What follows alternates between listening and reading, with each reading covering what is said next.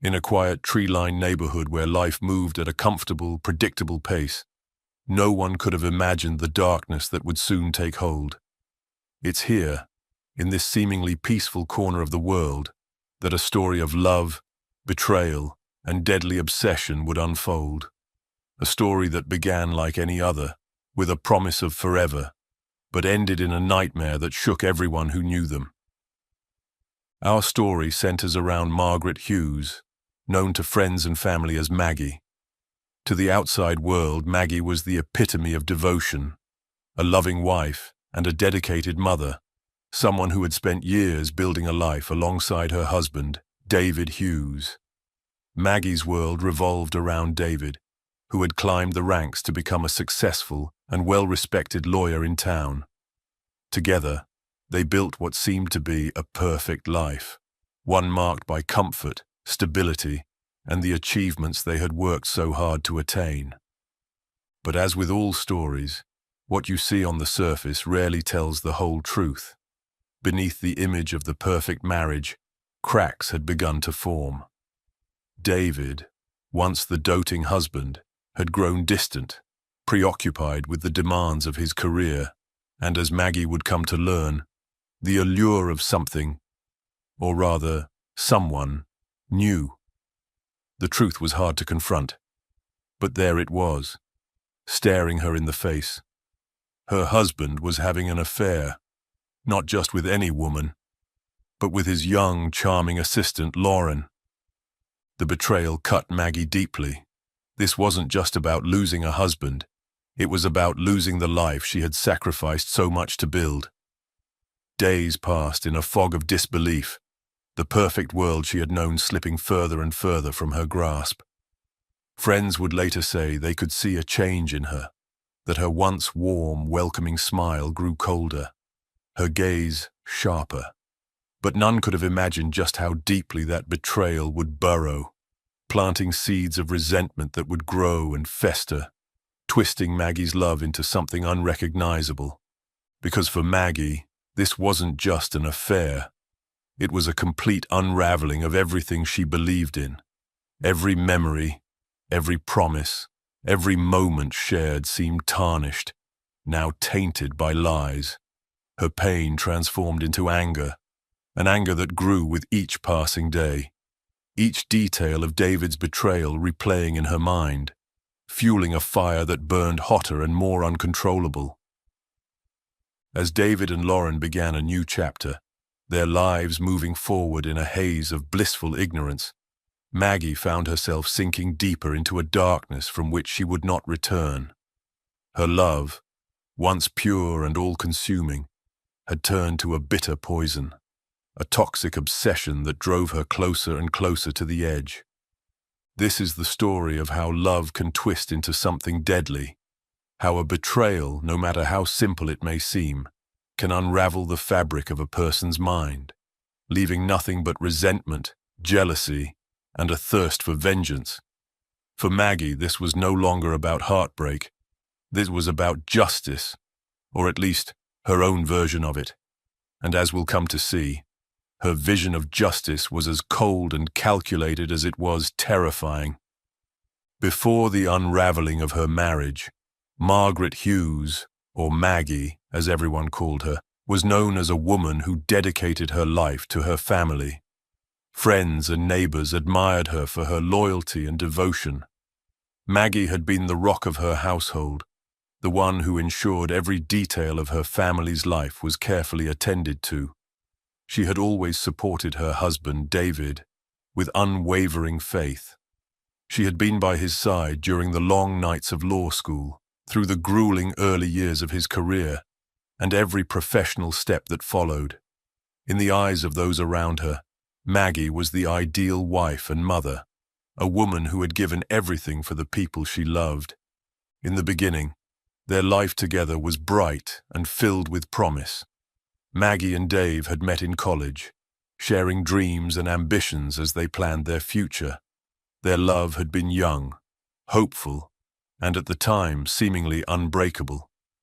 Together they built a life that most would envy, a comfortable home in a respectable neighborhood, 2 beautiful children, and a steady income that allowed them a certain level of comfort. But what outsiders didn't see were the sacrifices that Maggie made to help Dave climb his way to the top. While Dave's days became longer, consumed by court cases and networking, Maggie held down the fort at home. She took on the responsibility of raising their children almost single-handedly, putting her own dreams and ambitions aside to create a solid foundation for Dave to build his career upon. She became the quiet support behind his growing success, always there in the background, making sure everything ran smoothly so he could focus on his work. But the years of sacrifice, of playing second to Dave's career, began to wear on her. Maggie had always believed that once Dave achieved his goals, once they reached a place of stability, he would have more time for their family, more time for her. But that day never came. As Dave's career soared, so did his distance from Maggie, and the man who had once made her feel like the center of his world now treated her more as a fixture in the life he had outgrown. Maggie sensed the shift long before she could confirm it. At first, it was subtle: cancelled dinner plans, late nights at the office, and unexplained absences that he brushed off with half-hearted excuses. Maggie's suspicions were like an itch that she couldn't scratch, a nagging feeling that something wasn't right. She tried to ignore it, to convince herself it was all in her mind, a figment of insecurities that had come with the years. But as the months wore on, the distance between them grew too wide to ignore. And then, one day, the truth came crashing down on her. Dave was seeing someone else, not just anyone, but his young, attractive assistant, Lauren. In an instant, everything Maggie had sacrificed, every moment she had spent building their life together, felt meaningless.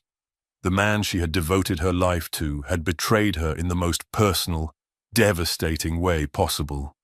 The foundation she had spent years creating now lay in ruins, and with it, the image of the man she thought she knew. The betrayal cut deeper than she could have anticipated. It wasn't just about infidelity. It was about the life she had lost in her dedication to him, about the years she could never get back. Maggie's world had revolved around Dave, and now, with the revelation of his affair, she found herself lost, her sense of identity stripped away. Friends and family noticed a change in her, a hardened edge to her smile, a sharpness in her tone. Her once warm and loving nature seemed to turn inward, as if each passing day made her colder, more distant.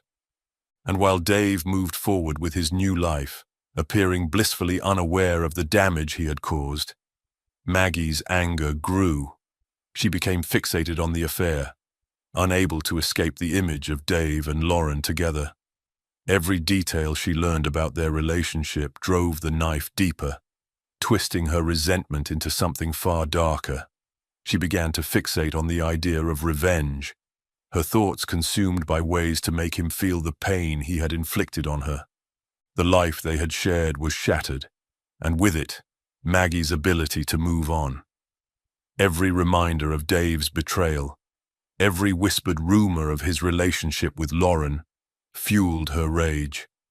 The betrayal became an obsession, a constant reminder of everything she had lost. And as Dave continued to build a new life, seemingly unfazed by the devastation left in his wake, Maggie found herself trapped in a spiral of anger and jealousy, unable to escape the memories of what once was and the bitterness of what had become. The idyllic world she had worked so hard to create was gone, and in its place was a darkness that grew stronger with each passing day. What had started as love had transformed into something unrecognizable, a festering resentment that took root in the depths of her mind. Maggie was no longer the devoted wife and mother. She had become someone else entirely, a woman who felt she had nothing left to lose. Little did anyone know, the betrayal that Dave had brushed off so easily would soon turn into something far more dangerous than he could have ever anticipated. Maggie's anger, no longer contained, was about to reach a boiling point, and her love, now twisted into a consuming obsession, would drive her to actions no one could have seen coming. Maggie's world shattered the moment she confirmed Dave's affair. Though she had long suspected something was wrong, seeing the truth laid bare felt like a brutal punch to the chest. Her hands trembled as she pieced together the details, the late nights, the missed calls, the excuses, all of it pointing to a betrayal that cut through every sacrifice, every promise they had ever made. Maggie was overcome by a disbelief so profound it left her in a daze, struggling to understand how the life she had built was slipping through her fingers. Desperate for answers, Maggie confronted Dave, hoping that somehow there would be a shred of remorse, an explanation that would make it all feel less devastating. But her pleas met only a wall of indifference. Dave, once the man who had vowed to stand by her, met her desperation with cold, clinical detachment. He didn't deny the affair, nor did he offer an apology. Instead, he brushed her off, treating her pain as nothing more than a nuisance, an inconvenient interruption in the life he had already begun to build without her. Maggie's heartbreak quickly morphed into anger, but her attempts to salvage the relationship were met with doors slammed shut. Dave seemed almost immune to her pain, his gaze distant as though the years they had shared meant little more than a chapter he was eager to close. Her frustration and desperation grew, feeding a fury she could no longer contain, a bitterness that would only deepen in the months to come. As the affair evolved into a full-blown relationship, Maggie's life took a dark turn. Their marriage spiraled into a contentious divorce battle, with Dave showing no signs of sympathy or compromise. He wielded his legal expertise like a weapon, navigating the divorce proceedings with a ruthless efficiency that left Maggie scrambling. Every turn in the courtroom felt like a blow, a calculated maneuver to strip her of everything she had ever known. Dave's tactics left her vulnerable, isolated, as he used the law not just to end their marriage, but to humiliate her, to reduce her role in their life to a footnote. As Dave's life seemed to flourish, Maggie found herself trapped in an endless cycle of defeat, and if the courtroom battles weren't enough, each day brought fresh reminders of his new life. Dave and Lauren's relationship became a fixture in town gossip. People talked about the young, charming assistant who had become the new Mrs. Hughes, about how they planned a lavish wedding, and later, a new home and a growing family. Every detail hit Maggie like a knife to the heart. The life she had sacrificed so much for was being handed over to Lauren, as if Maggie's years of dedication had been nothing more than a stepping stone for someone else's future. Friends would catch glimpses of her driving by their new home, her face hidden behind the wheel, watching, waiting, unable to pull herself away from the life she once held so dearly. The reality of Dave's happiness, his fresh start, haunted her, overshadowing any attempt she made to rebuild her own life. Maggie began to spiral, her thoughts consumed by visions of what she had lost and the woman who had taken it all away. She started to fixate on their new life, tracing every move, every detail, her mind drawn deeper into an obsession that would soon consume her entirely. In her mind, she wasn't just watching, she was bearing witness to the theft of her very existence. Dave had moved on, it seemed, with little more than a shrug, while she was left with an emptiness she couldn't fill, an anger that seethed beneath every waking thought.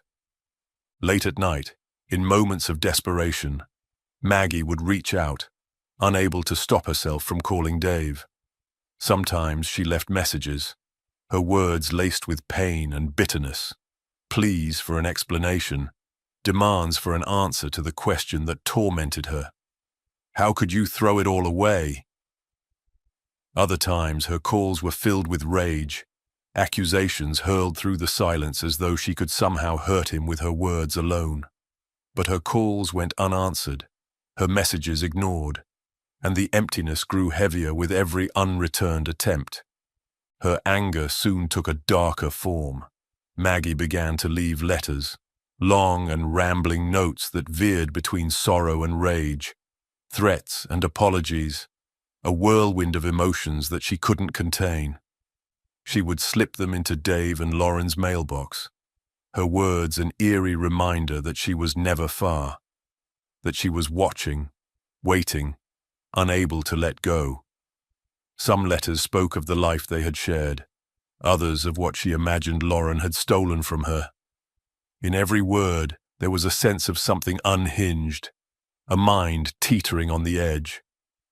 People around town began to notice the changes in Maggie. Friends who once knew her as warm and devoted now saw someone haunted, consumed by an anger that seemed boundless.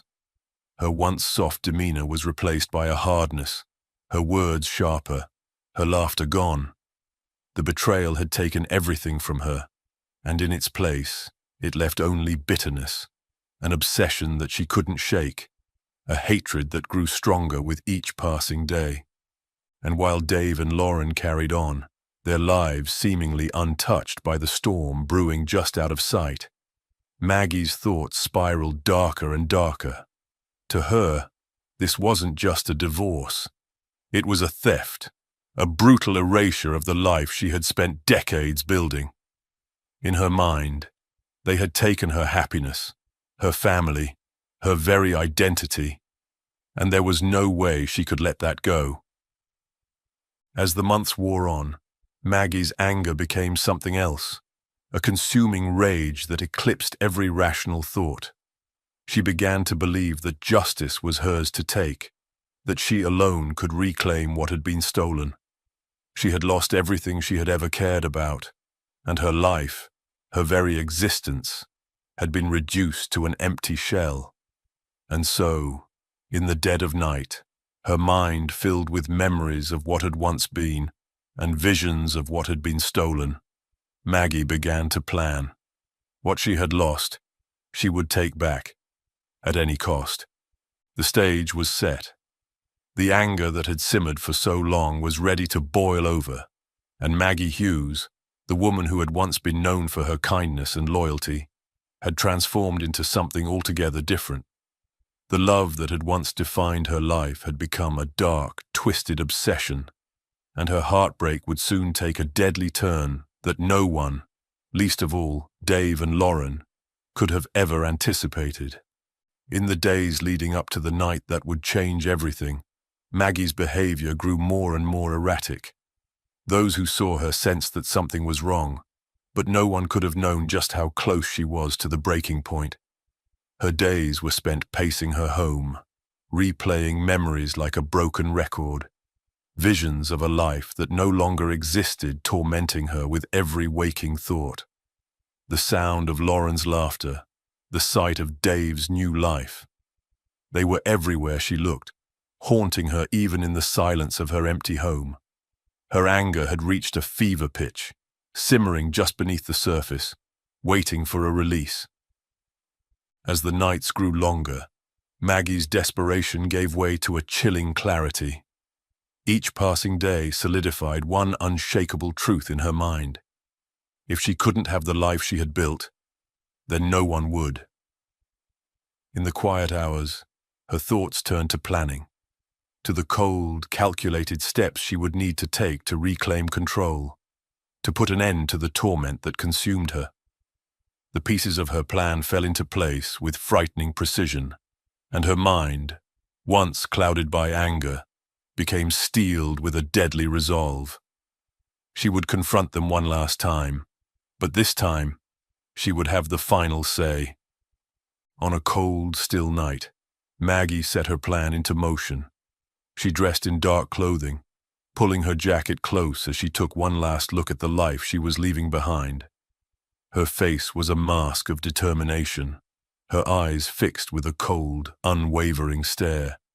She knew there was no going back, but in her mind, she was past the point of caring.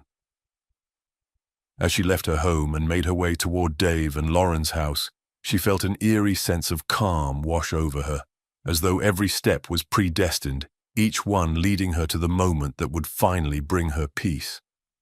When she arrived, the house was dark, quiet, filled with the peaceful silence that she had once known so well. With a steady hand she let herself in, moving through the familiar rooms like a ghost, every creak of the floor, every shadow cast by the dim moonlight, a reminder of the life that was once hers. Her footsteps were slow, deliberate, each one bringing her closer to the room where Dave and Lauren lay sleeping, blissfully unaware of the storm brewing just outside their door. As she reached the bedroom, she paused, her gaze fixed on the closed door before her. She could hear the faint sound of their breathing, the soft rhythm of their sleep, and for a brief moment, the memories threatened to overwhelm her. She saw flashes of their past, of laughter shared, promises made, dreams they had once built together. But those memories no longer held any warmth. They were cold, distant, like echoes from another life, one that no longer belonged to her. With a final breath, Maggie pushed open the door, her steps slow and silent as she entered the room. The sight before her was painfully surreal. Dave and Lauren lying side by side, peaceful, their lives undisturbed by the chaos they had left in their wake. Maggie felt a strange detachment, a sense of otherworldliness, as though she was watching herself from a distance. She raised the gun, her hand steady, her gaze fixed on the man who had once been her whole world. Now nothing more than a stranger, a betrayer, lying beside the woman who had taken everything from her. In the darkness, Maggie's voice cut through the silence, a whisper of finality, a goodbye to a life she could no longer bear. And then, she pulled the trigger.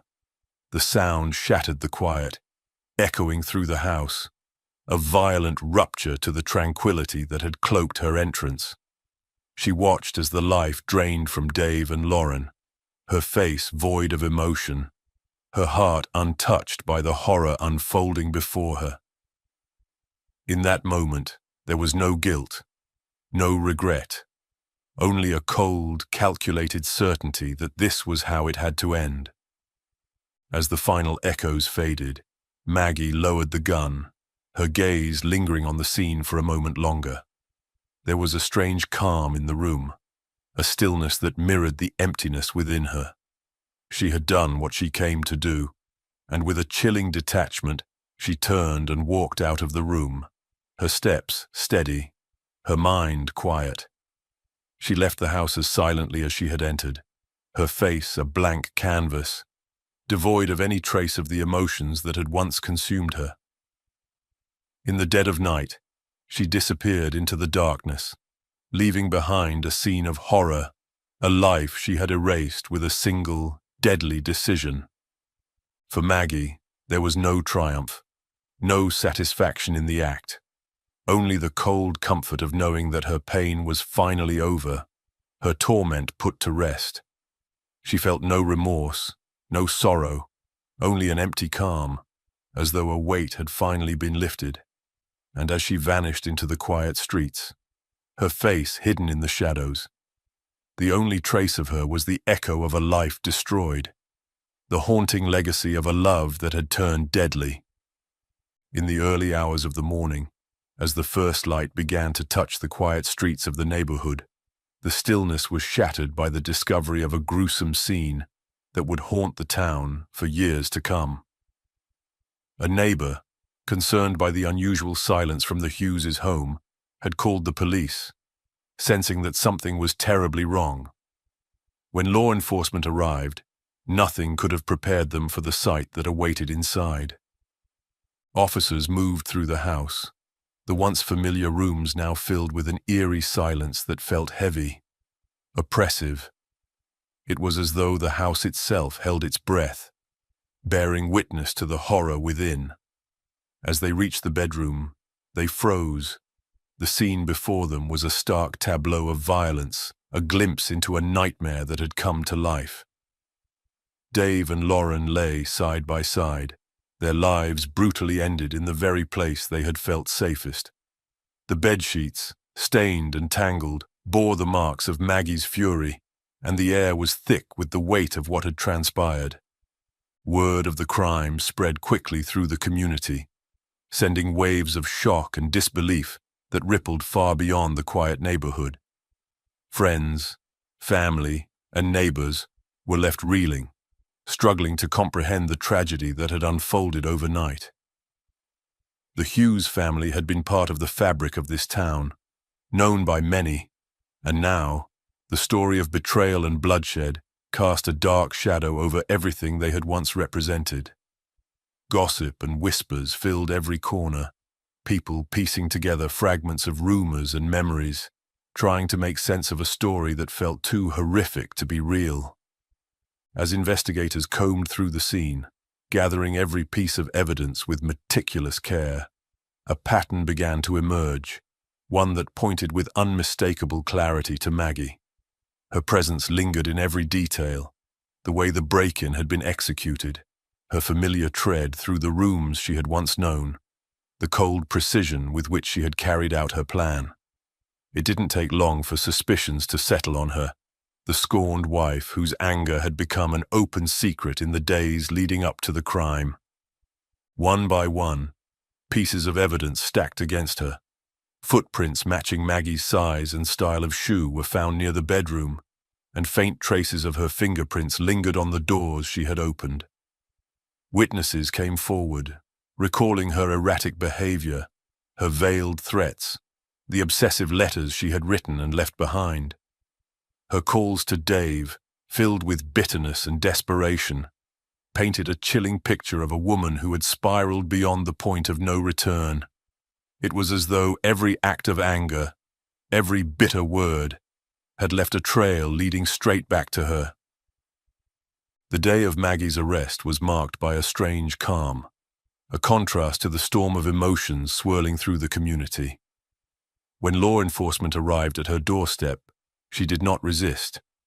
In fact, she seemed almost serene, as though she had been expecting them, waiting for this final step in her twisted journey. There was no struggle, no outburst, only a quiet acceptance, as though she had already reconciled herself to the outcome. To those who saw her, it was as if she had shed the weight of her rage, replaced now by a cold indifference that left even the officers unnerved. As they led her away, the emptiness in her eyes was haunting. There was no trace of remorse, no flicker of regret, only a look of distant detachment, as though she were already somewhere else, far removed from the consequences of her actions. When questioned by detectives, Maggie's responses were chillingly devoid of emotion. She spoke in measured tones, recounting the events of that night with a matter-of-fact precision that made even the most seasoned officers shift in their seats. To Maggie, this was not a crime. It was justice. In her mind, Dave had taken everything from her, her family, her happiness, her very identity. "He ruined my life," she stated calmly, as though that explanation alone was enough to justify her actions. She saw herself not as a perpetrator, but as a woman pushed beyond her limits, a victim exacting retribution on the man who had torn her world apart. When asked if she felt any regret, any sorrow for the lives she had taken, Maggie's answer was chillingly simple. No, he got what he deserved. Her statements painted a disturbing portrait of a woman who saw herself as the hero of her own tragic story, the one who had been wronged, who had fought back against the betrayal she could not forgive. To Maggie, there was no room for guilt, no space for reflection. The life she had destroyed, the pain she had inflicted, they were nothing more than collateral damage in a war she believed Dave had started. As news of her arrest spread, the town was left grappling with the horror of Maggie's indifference. This was not the woman they had known, not the devoted wife and mother who had once been a pillar of their community. The woman who now sat in custody, recounting the crime with cold detachment, was a stranger, a shadow of the person she had once been. Friends and neighbors struggled to reconcile the woman they remembered with the person she had become. haunted by the realization that beneath the surface of love and loyalty, there had always been the potential for something darker, something deadly. For the officers, the investigators, and the community, Maggie's crime was more than a tragedy. It was a stark reminder of how love, when twisted by betrayal, could turn into something unrecognizable, something terrifying. And as she awaited her fate, Maggie Hughes remained unshaken, a woman who had traded everything for a moment of vengeance, convinced that the life she had taken was a debt that had been paid in full. The trial of Margaret Hughes captivated the town from the moment the gavel first struck. It was a case that held everything: betrayal, obsession, and above all, a question that haunted everyone who followed it. Was Maggie a desperate woman driven to the edge, or was she a cold, calculating killer who had meticulously plotted her revenge? As the days wore on, each moment in the courtroom peeled back the layers of a story that grew darker with every revelation. Maggie's defense team sought to cast her as a woman undone by circumstances beyond her control. They painted a picture of a devoted wife, someone who had sacrificed everything for her husband, only to be betrayed in the most personal way possible. Their argument was one of a tragic descent into despair, a wife cast aside, stripped of her family, her identity, and her dignity. They argued that her actions were those of a woman pushed to the brink, consumed by heartbreak, unable to see any way forward. Each day, her attorneys reminded the jury of her years of loyalty and sacrifice, the quiet suffering she endured while Dave rebuilt his life with another woman. The defense called upon psychologists to explore Maggie's mental state, attempting to dissect her motives and her seemingly detached demeanor following the crime. Experts described a woman who had suffered intense emotional trauma, someone whose sense of self had been eroded by the relentless tide of betrayal and abandonment. They spoke of a psychological fracture, a breaking point where love turns into something darker, something uncontrollable. Maggie's mind, they argued, had reached a place of despair so profound that her actions were no longer driven by reason, but by a primal response to unimaginable pain. On the other side of the courtroom, however, the prosecution held nothing back in their efforts to portray Maggie as a deliberate and methodical murderer. They painted her as a woman who had spent months harboring resentment, watching, plotting, building her case for revenge with every passing day. They presented a timeline that laid bare her transformation from a scorned wife to a predator, pointing to the stalking, the letters, and the threatening calls that culminated in a chillingly precise plan. Every piece of evidence was meticulously laid out to illustrate how Maggie had not acted on impulse, but on cold-blooded intent, with no room left for mercy or remorse. The prosecution was relentless, reminding the jury of Maggie's calm and collected demeanor upon her arrest. They questioned how a woman driven to desperation could show such detachment, such eerie tranquility in the face of what she had done. To them, her behavior spoke volumes. This was not a woman overcome by heartbreak. This was a woman who had executed her plan with a steely resolve, her only emotion one of satisfaction at seeing her version of justice fulfilled. As the trial wore on, friends and family members took the stand, each bringing a different perspective to Maggie's story. Some painted her as a kind-hearted woman who had been broken by betrayal, a loving wife who had been shattered by the life she'd lost. Others recalled a darker side, recounting instances of her possessiveness, her increasing obsession with Dave's new life, her refusal to let go of what had once been. Neighbors spoke of the late-night calls, the letters left on Dave's doorstep, each one a chilling reminder that Maggie had been unwilling to fade quietly into the background. Psychologists continued to dissect her behavior, some arguing that her actions were rooted in a psychological breakdown, an unraveling of a mind that had been stretched to its limits.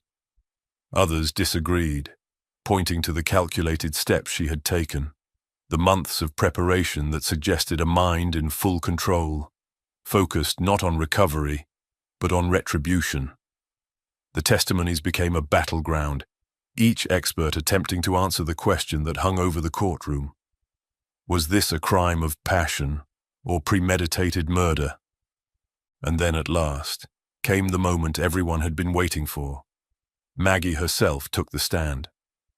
Her demeanor was as calm as it had been throughout the trial, her voice steady, her expression unreadable. She spoke of her life with Dave, recounting the years of support, the sacrifices she had made, the promises she had believed in. In her words, she was the victim, the one left with nothing while Dave built a new life, leaving her to grapple with the pieces of what had once been. Maggie's words were chilling in their simplicity. She described the affair as though it had been a death, a tearing apart of her world so complete that she had been left hollow. To her, the actions she had taken weren't those of a murderer. They were the desperate acts of a woman who had been driven to the edge. She described the night of the crime as though it had been inevitable, a conclusion to a story that had begun with betrayal.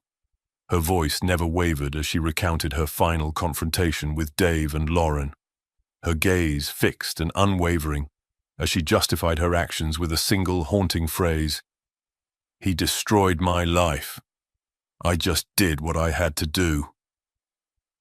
The courtroom fell silent, a heavy, suffocating quiet as her words lingered in the air. It was a moment that left everyone in the room grappling with a mix of horror and disbelief. The realization that Maggie, even in the face of the lives she had ended, felt justified. Her actions, in her mind, not only understandable but necessary. Finally, the trial drew to a close, and the final arguments were made. The prosecution delivered their damning summation, reminding the jury of the months of planning, the calm detachment with which Maggie had executed her crime. They painted her as a woman who had chosen vengeance over healing, who had allowed her anger to eclipse any sense of empathy or remorse. To them, she was a predator, calculating and unfeeling, a killer who had meticulously crafted her own brand of justice with deadly precision. The defense, however, made one last plea for understanding. They urged the jury to see Maggie not as a monster, but as a broken woman, someone whose life had been ripped apart, who had been left with nothing but the remnants of a shattered identity. Her actions, they argued, were the desperate attempt of a woman grasping at control, a tragic end to a story of love lost and betrayal. They asked the jury to consider her fragile mental state, to see the crime not as one of malice, but of despair. As the judge delivered his instructions to the jury, the weight of the case settled over the room, a tangible reminder of the tragedy that had brought them all together.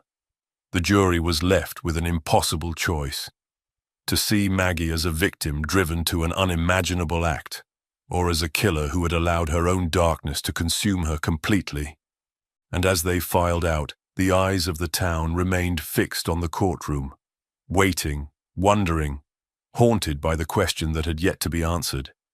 Was Margaret Hughes a victim of her own shattered heart, or was she something far more terrifying? A woman who had turned love into vengeance, leaving only ruin in her wake. The day of the verdict arrived, shrouding the courtroom in a silence so heavy it was almost palpable. Every seat was filled, as friends, family members, and townspeople gathered, bracing for the decision that would either confirm or challenge their beliefs about Margaret Hughes. The jury had spent hours deliberating, weighing the arguments, sifting through the evidence, and grappling with the question that had haunted the entire trial. Was Maggie's crime one of desperation, or was it the calculated act of a woman consumed by vengeance? When the jury finally re-entered the room, all eyes turned to them, the air thick with anticipation. The judge asked the foreman to deliver the verdict, his voice steady, as he broke the silence with the single word that would forever change the lives of everyone present. "We find the defendant guilty." A collective intake of breath echoed through the courtroom, followed by an eruption of emotion that spilled from every corner. The reality of the verdict settled over the room, sparking waves of relief, anger, and sorrow that pulsed through the crowd. For Dave's family, it was a bittersweet vindication, a recognition of the loss they had suffered, and a validation of their belief that Maggie's actions were unforgivable. Friends of Maggie, however, sat in stunned silence, struggling to reconcile the woman they had known with the sentence that had been handed down. The judge turned his gaze toward Maggie, his expression severe, the weight of the court's decision evident in his voice as he addressed her directly.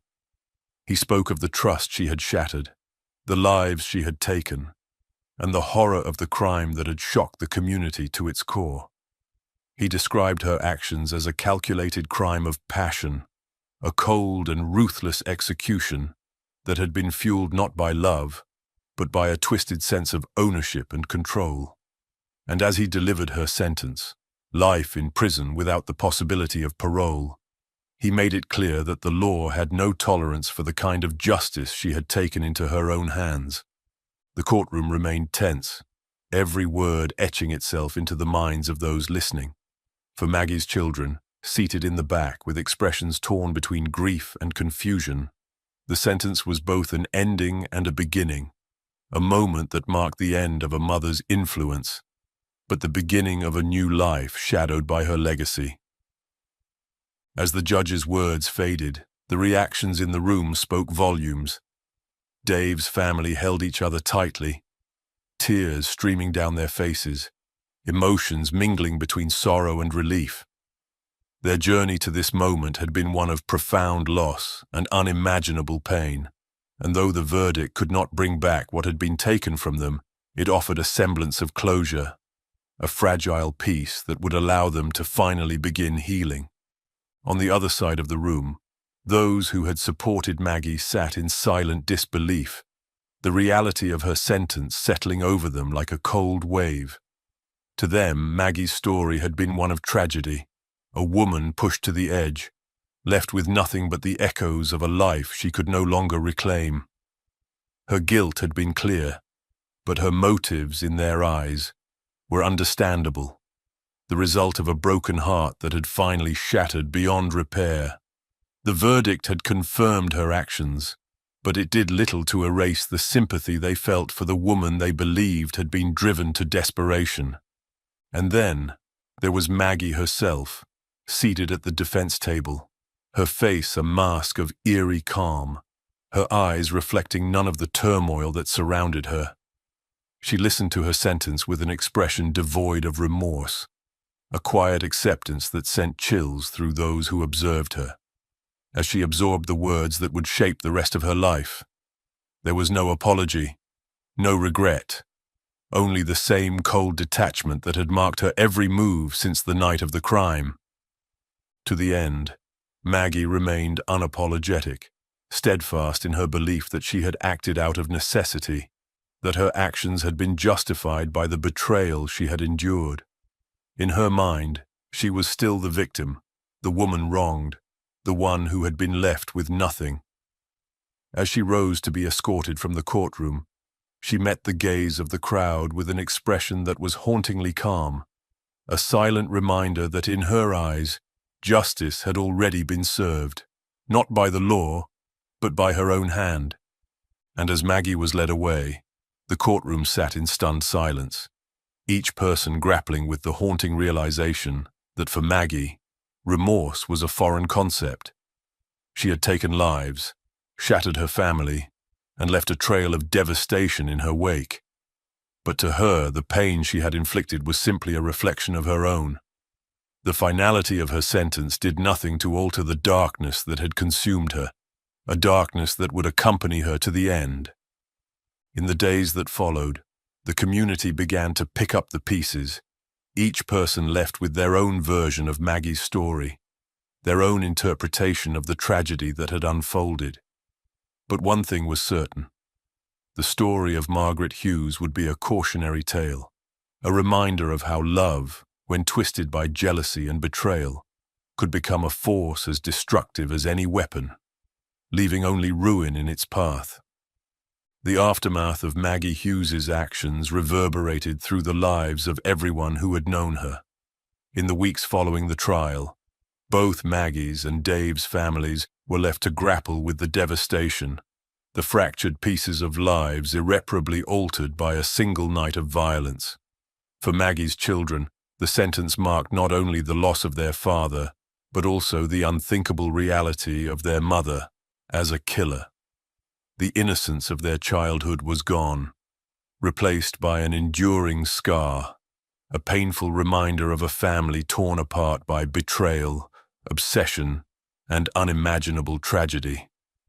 Dave's family, too, was forever changed. They mourned not only the loss of a son and brother, but also the life he had been building, the future he had dreamed of with Lauren. Their grief was compounded by a sense of injustice, a lingering anger over the fact that Maggie had felt entitled to end his life simply because he had dared to move on. To them, Maggie's actions were not the product of desperation, but of control, a twisted attempt to reclaim a life that no longer belonged to her. As the families struggled to find a path forward, the public's fascination with the case only grew. People debated the tragedy in coffee shops, on social media, and around dinner tables, each person piecing together their own interpretation of Maggie's motives. Some saw her as a tragic figure, a woman who had given her all to a marriage only to be left behind, humiliated and broken. They argued that Maggie's actions were born of desperation, a response to the unbearable pain of betrayal, the collapse of a life she had spent years building. To them, Maggie was the victim of an emotional crime, someone who had been driven to the edge by circumstances she could not control. Others, however, took a harsher view, seeing Maggie as a calculating killer who had used her suffering as a justification for violence. They pointed to the months of planning, the cold, detached demeanor she had shown throughout the trial, and the chilling indifference in her statements. To them, Maggie's crime was not one of passion, but of possession. She had seen Dave as hers, even after he had chosen to leave, and her refusal to let go was, in their eyes, the true motivation behind her actions. Her pain was not enough to excuse the lives she had taken, and they argued that her lack of remorse proved that Maggie had embraced the darkness within her long before she had pulled the trigger. Psychologists and experts weighed in, dissecting Maggie's behavior, her obsessive tendencies, and the long-term effects of betrayal and abandonment on her psyche. Some speculated that Maggie's reaction was the culmination of years of repressed emotions, a slow burn of resentment and disappointment that had gradually transformed into a deadly fixation.